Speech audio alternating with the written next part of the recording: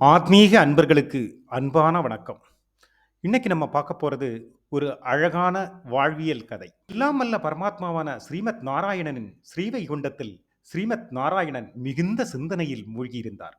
இதை பார்த்த அன்னை மகாலட்சுமியோ, பிரபு, தாங்கள் ஏன் இவ்வளவு சிந்தனையில் மூழ்கி போய்விட்டீர்கள் என்று கேட்டபடி மகாலட்சுமி ஸ்ரீமத் நாராயணனின் முகத்தை பார்த்து புன்னகைக்க, ஸ்ரீமத் நாராயணரோ புன்னகைத்தபடி மகாலட்சுமிக்கு பதில் கூறினார். தேவி, நீ கவனித்தாயா? மனிதர்களுக்கு இப்போது பக்தி அதிகமாகிவிட்டது. எல்லா நேரமும் நாராயணா நாராயணா என்று நாராயண நாமம் சொல்கிறார்கள். எப்போதுமே என்னை துதிக்கிறார்கள் என்று லட்சுமி தேவியுடன் மிக மகிழ்ச்சியுடன் கூறினார். உடனே சர்வ ஐஸ்வர்யத்தின் தலைவியான மகாலட்சுமியோ புன்னகை பூக்க ஸ்ரீமத் நாராயணனிடம் பதில் கூறினார். இல்லை இல்லை, நீங்கள் தவறாக புரிந்துவிட்டீர்கள். தங்களை அழைக்கவில்லை, என்னைத்தான் அவர்கள் அழைக்கிறார்கள் என்று விஷ்ணு பகவானிடம் கூறினார் அன்னை மகாலட்சுமி. அதுபடி உன்னை அழைக்கிறார்கள் என்று நீ கூறுகிறாய். உன்னை அழைப்பதாக இருந்திருந்தால் லட்சுமி, ஸ்ரீ மகாலட்சுமி என்றல்லவா அழைப்பார்கள். ஆனால் அவர்கள் என்னை ஏன் அழைக்கப் போகிறார்கள் என்றபடி குறும்பாக பார்த்து சிரித்தார் விஷ்ணு பகவான். தாங்கள் சொல்வது சரியானால் நமக்கு ஒரு சோதனை நடத்தி பார்க்கலாமே என்று அன்னை மகாலட்சுமி விஷ்ணு பகவானிடம் கூற, இருவரும் குறும்பாக சரி சோதனை செய்யலாம் என்று முடிவு செய்து ஸ்ரீமத் நாராயணன் அவர்கள் ஒரு துறவியின் வேடம் கொண்டு பூலோகத்தில் ஒரு ஊரில் சென்று அந்த ஊரின் செல்வந்தரின் வாசலை தட்டுகிறார். வாசலை திறந்த செல்வந்தர் துறவியை பார்த்து மிக பணிவுடனும் வணக்கத்துடனும் காரணம் விசாரிக்கிறார். துறவி வடிவிலான இறைவன் சொன்னார், நான் இந்த ஊரில் இறைவனை பற்றிய பஜனை பாடவும், நீதி கதைகள் போதிக்கவும், இதிகாசங்களை பற்றி எடுத்துரைக்கவும், அவற்றால் வாழ்வில் ஏற்படுகின்ற நன்மை பற்றி கூறவும் வந்திருக்கிறேன். அதற்கு ஒரு சில நாட்கள் நான் இங்கு தங்கி இருக்க விரும்புகிறேன். உங்கள் அனைவரின் அனுமதியும் வேண்டும். இங்கு தங்கி இருக்க வசதியும் வேண்டும். உரையாற்றுவதற்கு ஊர் மக்களை எல்லாம் அழைக்கவும் வேண்டும் என்று கூறியபடி செல்வந்தரின் முன் நின்றபோது செல்வந்தரோ உடனே மிக சந்தோஷத்திலும் மகிழ்ச்சியிலும் துறவியுடன் கூறினார், நீங்கள் தாராளமாக இந்த ஊரில் தங்கியிருந்து நீங்கள் நினைத்த எல்லா சேவைகளையும் செய்யலாம். ஆனால் ஒரு அன்பான நிபந்தனை ஒன்று உங்களுக்கு வைக்கிறேன். நீங்கள் தயவு செய்து என் வீட்டில்தான் தங்க வேண்டும் என்ற ஒரு வேண்டுகோளையும் பணிவுடன் வைத்தார். இதை பார்த்து புன்னகைத்த துறவியோ, சரி, நான் உன் வீட்டிலேயே தங்கிக் கொள்கிறேன், பரவாயில்லை. நான் நாளை பஜனை செய்வதற்கான ஏற்பாடுகளை செய்ய வேண்டுமே. அதற்கென்ன சுவாமி, அனைத்தையும் நானே பார்த்துக் கொள்கிறேன். நீங்கள் நாளை மாலை அதற்கு தயாராக மட்டும் வந்துவிடுங்கள். அனைத்து ஏற்பாடுகளையும் நான் செய்து விடுகிறேன் என்று கூறி செல்வந்தர் அவருக்கு உணவளித்து உபசரித்து வீட்டுக்குள் தங்க வைத்தார். முதல் நாள் அதிக கூட்டமோ பஜனைக்கான ஆட்களோ அதிகமாக யாரும் வரவில்லை. ஆனால் இரண்டாவது நாளோ துறவியை பற்றி கேள்விப்பட்டு ஊர் முழுவதும் செய்தியாக பரவியதனால் ஊர் மக்கள் அனைவரும் திரண்டு அங்கே வந்திருந்தார்கள். கூட்டம் பெருங்கூட்டமாக இருந்தது. இதை அறிந்த லட்சுமி தேவி சாதாரண ஒரு பெண் வடிவம் கொண்டு அதே ஊருக்கு சென்று ஒரு பெண்மணியிடம் சென்று தாகத்திற்கு தண்ணி கேட்டாள். ஆனால் அப்போதோ அவள் வீட்டையெல்லாம் பூட்டிவிட்டு துறவியின் பஜனையில் கலந்து கொள்வதற்கும் உரையை கேட்பதற்காக கிளம்பி கொண்டிருந்தாள். அவள் அதை வந்து லட்சுமி தேவியிடம் கூறினாள், இங்கள் பாருங்கள் தாயே, நான் வீட்டை பூட்டிவிட்டு கிளம்பி விட்டேன். எனக்கு துறவியின் கதை கேட்க வேண்டும், அவர் பஜனையில் கலந்து கொள்ள வேண்டும் என்று ஆவலில் சென்று கொண்டிருக்கிறேன் என்று கூற, லட்சுமி தேவியோ மிகவும் பணிவுடன் மறுபடியும் விடுவதாக இல்லை. இங்கே பாருங்கள் தாயே, நான் மிகவும் களைப்புற்று வந்திருக்கிறேன். நீண்ட தொலைவு பயணித்ததால் சோர்வு தாங்க முடியவில்லை. சற்று நீர் தந்துவிட்டு போங்களேன் என்று மறுபடியும் அந்த பெண்ணுடன் கெஞ்ச, அந்த பெண்ணிற்கு ஏனோ மனம் இறங்கி பூட்டிய வீட்டை திறந்து உள்ளே சென்று ஒரு குவளையில் கொஞ்சம் நீர் எடுத்து கொண்டு வந்து லட்சுமி தேவியிடம் கொடுக்கிறாள்.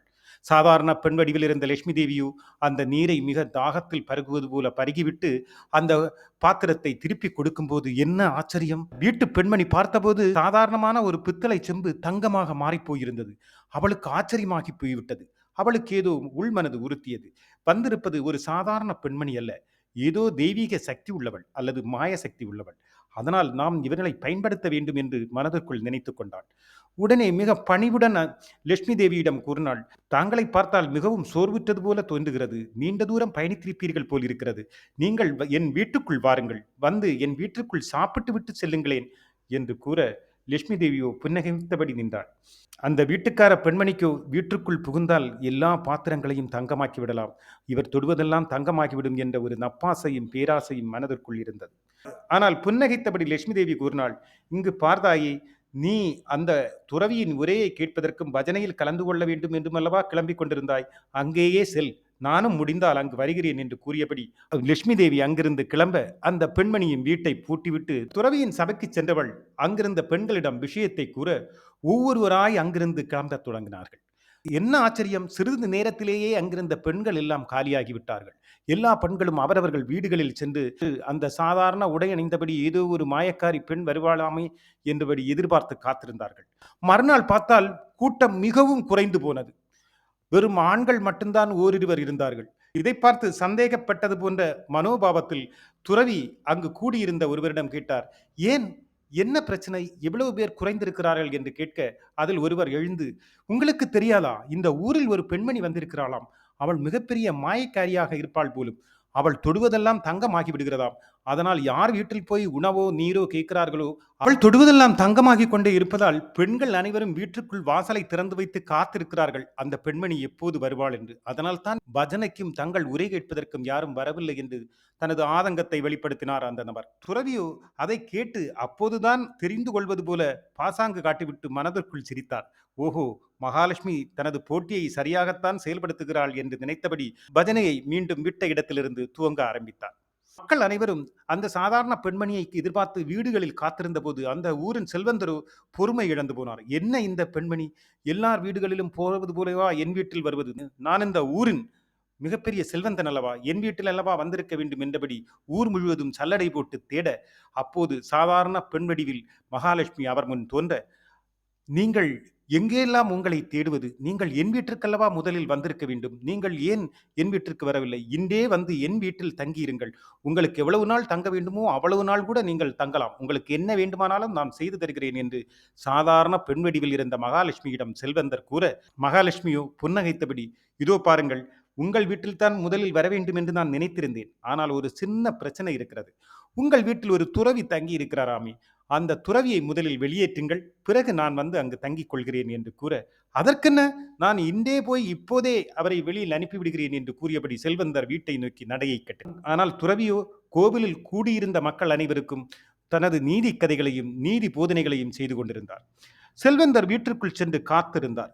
இரவு துறவி வந்தபோது துறவியிடம் மிக கௌரவமாக பேசத் துவங்கினார். இங்கே பாருங்கள் சுவாமி, நீங்கள் வந்து சில நாட்கள் ஆகிவிட்டன, உங்களுடைய துணி மூட்டையும் பொருட்களையும் எல்லாம் எடுத்துக்கொண்டு இப்போதே கிளம்பி விடுங்கள், நான் வேறு விருந்தினரை வரவேற்க வேண்டி இருக்கிறது என்று மிக கௌரவமாக கூற, அந்த துறவி வடிவில் இருந்த இறைவனு, இதோ பாருங்கள், இனி ஓரிரு நாட்கள் தான் இருக்கின்றன, அதற்குள் நான் வந்த நோக்கம் முடிந்துவிடும், ஓரிரு நாட்கள் நீங்கள் பொறுமையாக இருந்தால் நான் இந்த வீட்டிலேயே தங்கி எனது நோக்கத்தை முடித்துவிட்டு சென்று விடுவேனே, ஏன் என்னை அவசரப்படுத்துகிறீர்கள், ஓரிரு நாட்கள் கூட நீங்கள் அனுமதிக்க மாட்டீர்களா என்று பணிவோடு கேட்க, இல்லை இல்லை, நான் வேறு விருந்தினரையே அழைத்து விட்டேன், இனி அவர்களுக்கு தொந்தரவாக இருக்கும், நீங்கள் கிளம்புங்கள், நான் நினைத்ததை விட அதிக நாட்கள் தங்கிவிட்டீர்கள் என்றபடி கௌரவமாக பேச, சரி அப்படி என்று கூறி துறவி கிளம்புவதற்கு ஆயத்தமாக, அப்போது உள்ளே வந்தார் சாதாரண பெண் வடிவில் இருந்த அன்னை மகாலட்சுமி.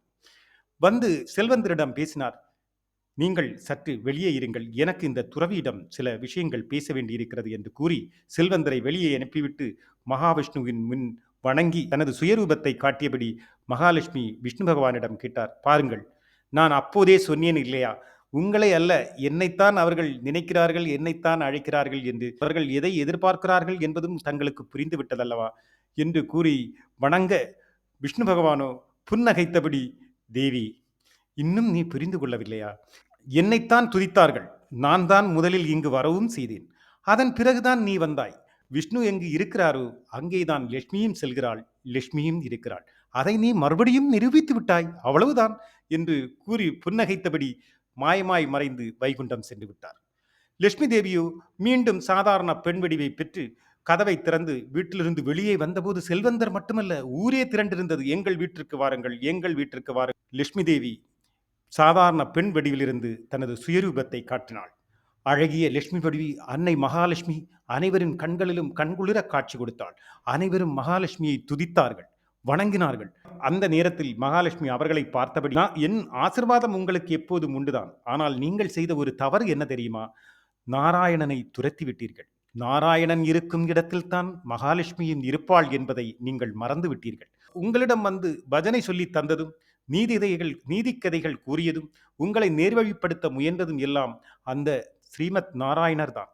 அவர் வந்ததனால் தான் நானும் இங்கு அவரை இப்போது நீங்கள் துரத்தி விட்டீர்கள். இனி எப்படி நான் இங்கு இருக்க முடியும், அவர் செல்லும் இடத்திலல்லவா நான் செல்ல முடியும், அவர் இருக்கும் இடத்திலல்லவா நான் இருக்கவும் முடியும், ஆகையால் நானும் செல்கிறேன் என்று கூறியபடி மகாலட்சுமி அங்கிருந்து மாயமாய் மறைந்து வைகுண்டம் போனார். இந்த கதை உணர்த்துவது, நாம் ஸ்ரீமத் நாராயணனை மனமுருகி வேண்டி நின்றால் ஸ்ரீமத் நாராயணன் கண்குளிர காட்சி தருவான். மட்டுமல்ல, அன்னை மகாலட்சுமியையும் அழைத்து வருவார் என்பதும் இந்த கதை மூலம் விளக்கப்படுகிறது. எனவே எப்போதெல்லாம் நீங்கள் நாராயண மந்திரம் சொல்கிறீர்களோ அப்போதெல்லாம் உங்கள் வீட்டில் ஸ்ரீ மகாலட்சுமியின் கடாட்சமும் வந்து சேர்கிறது என்பதும், ஸ்ரீமத் நாராயணனும் மகாலட்சுமியும் சேர்ந்தே உங்கள் இல்லத்தில் வருகிறார்கள் என்பதையும் தெரிந்து கொள்ளுங்கள். எனவே எப்போதுமே ஸ்ரீமத் நாராயணனின் நாமத்தை சொல்லுங்கள். மீண்டும் ஒரு கதையோடு மீண்டும் சத்திரிய தர்மாவில் சந்திப்போம்.